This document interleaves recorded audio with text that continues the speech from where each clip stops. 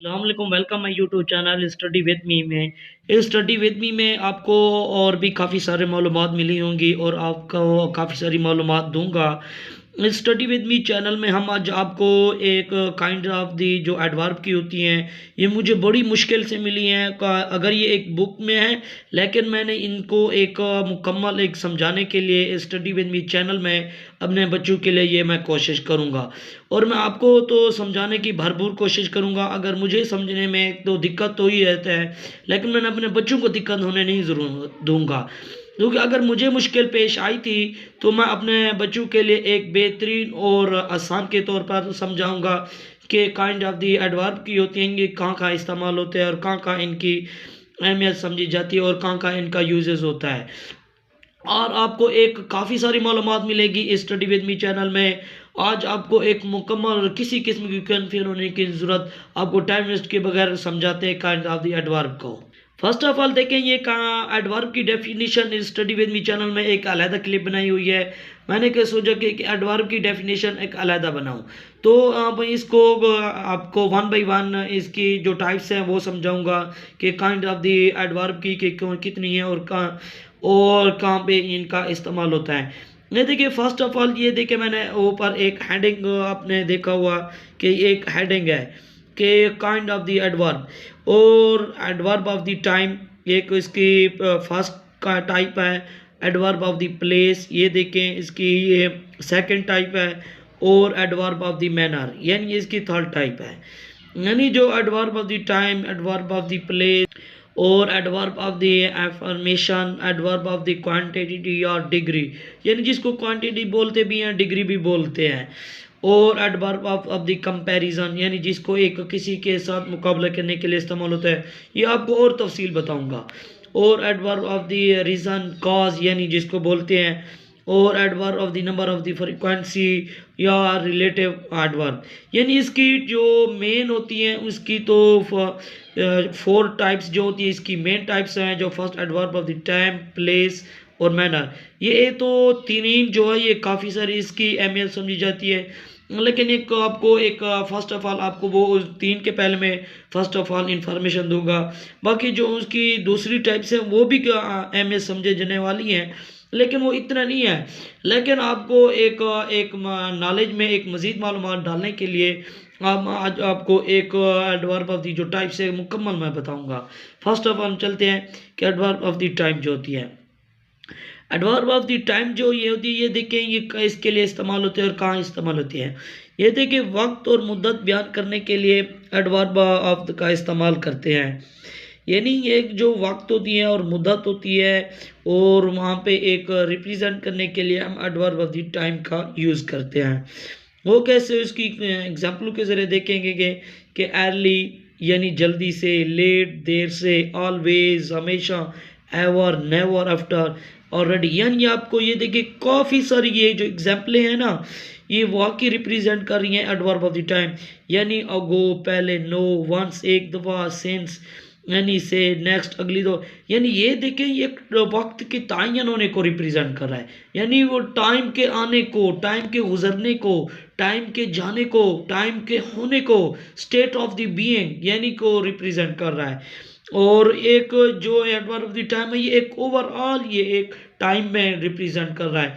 आपको इस सेंटेंस के जरिए बताऊंगा कि कौन कौन से हैं सेंटेंस।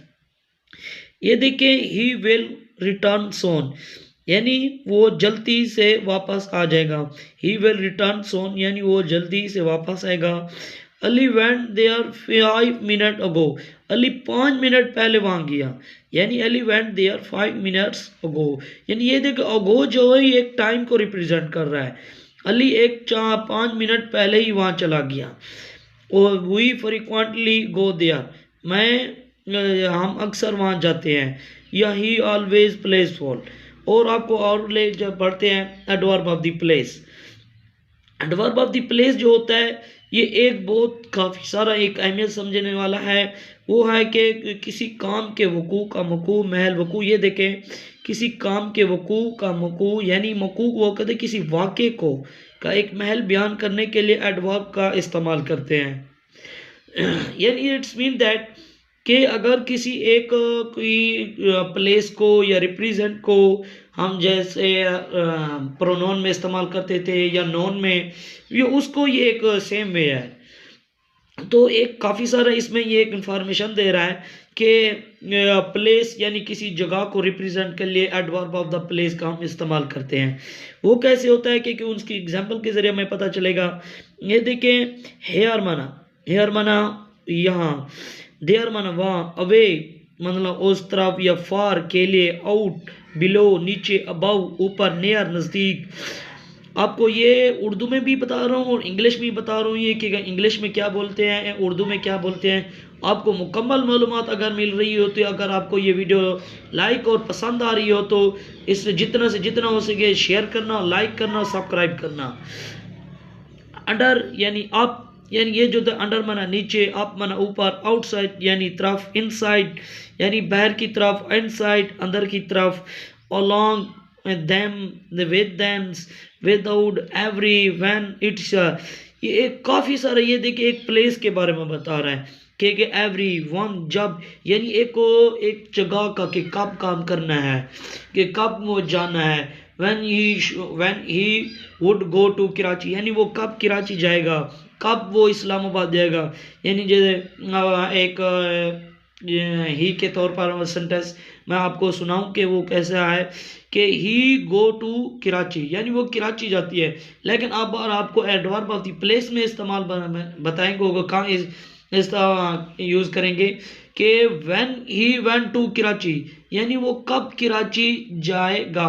इसमें तो वन जब वो कराची जाया है, यानी एक वेंट टू जो होती है ये एक सेकंड फॉर्म होती है, इस्तेमाल होती है।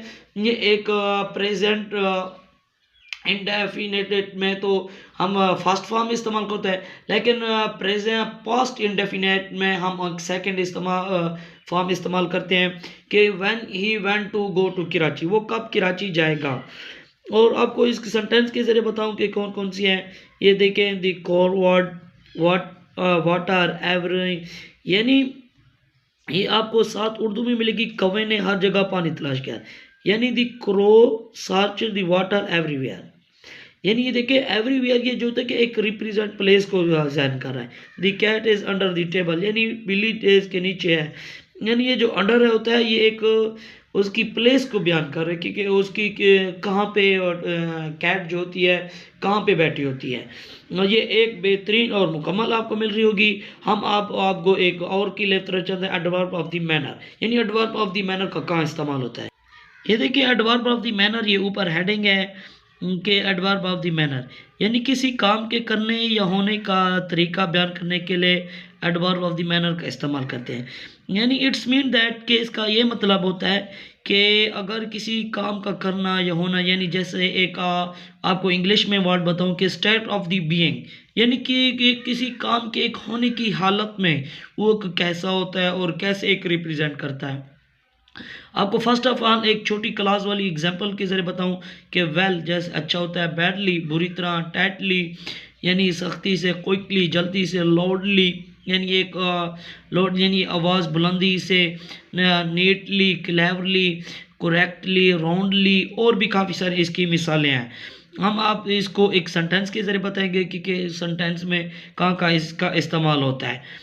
देखिए अली एक्टेड वेरी क्लेवरली यानी अली बड़ी होशियारी से काम किया। ये आपको उर्दू में ट्रांसलेट नज़र आ रही होगी कि अली एक्टेड वेरी क्लेवरली। और मिसाल है इसकी, नजमा राइट मतलब नजमा राइट्स दी नीटली यानी नजमा साफ साफ लिखती है।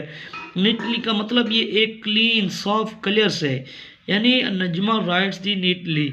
और उसने और एक एग्जांपल बताई है, और इसने मुझे दुरुस्त तौर पर जवाब दिया, यानी ही आंसर्ड मी करेक्टली, यानी उनसे एक मुकम्मल सही तौर जवाब दिया। तो एक एडवर्ब ऑफ द मैनर जो होता है ये इसमें एक किसी की एक खासियत बयान करने के लिए उसने कैसा आंसर दिया और कैसा उसका रिस्पॉन्स दिया। उम्मीद रखता हूँ आपको एक बेहतरीन और अच्छी वीडियो लगी होगी। अगर आपको बेहतरीन पसंद आई हो तो जितना जितना उससे बार बार कह रहा हूँ कि शेयर करना, लाइक करना, सब्सक्राइब करना। और बाकी इसकी और भी काइंड्स हैं, तो वो एक अलहदा क्लिप मैंने बनाई हुई है, लेकिन मैंने समझा जो इसकी मेन जो टाइप्स हैं adverb of the time, place, manner, वो इसमें आपको एक बेहतरीन और मुकम्मल अलहदा समझाऊँ, और आप बेहतरीन, और उम्मीद करता हूँ काफ़ी सारी आपको मालूमात मिली होगी। अल्लाह हाफ़िज़। मेरे चैनल को लाइक और सब्सक्राइब करना।